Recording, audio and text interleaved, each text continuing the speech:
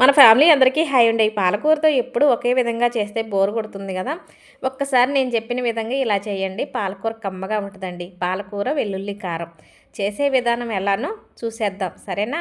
ముందు స్టవ్ వెలిగించి కడాయి పెట్టేస్తున్నాను. కూరకు సరిపడా నూనె వేసి, నూనె వేడెక్కిన తర్వాత 3 ఎండుమిర్చి తుంచి వేసాను. కొద్దిగా జీలకర్ర, కచ్చాపచ్చ దంచిన 4 వెల్లుల్లి రబ్బలు, కొద్దిగా కరివేపాకు వేసేసి, పచ్చిమిర్చి ఒక 4 సగానిగా కట్ చేసి వేసాను. ఒక ఉల్లిపాయ ముక్కలుగా కట్ చేసి వేసాను. ఉల్లి ముక్కలు వేగేలోపు వెల్లుల్లి కారం రెడీ చేసుకుందాం. ముందు మిక్సీ గిన్నెలో ఉల్లి ముక్కలు, వెల్లుల్లి రెబ్బలు ఒక 10-15, కొద్దిగా కరివేపాకు, కొద్దిగా జీలకర్ర, కొద్దిగా పసుపు, 2 స్పూన్ల కారం, 1 స్పూను ఉప్పు వేసి ఇలా మిక్సీ పట్టేసుకోవాలి.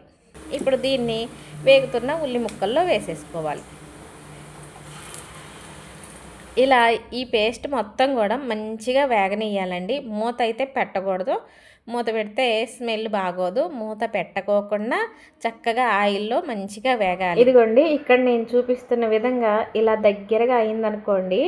ఇప్పుడు ముందుగా కడిగి సన్నగా తరిగి పెట్టిన పాలకూర వేసి గరిటతో కూర అంతా ఒక్కసారి కలయది మీడియం మంట మీద 2 నిమిషాలకు ఒకసారి గరిటతో ఇలా తిప్పితే అడుగంటుకోకుండా పాలకూర ఉల్లికారం రెడీ అయిపోయినట్టేనండి.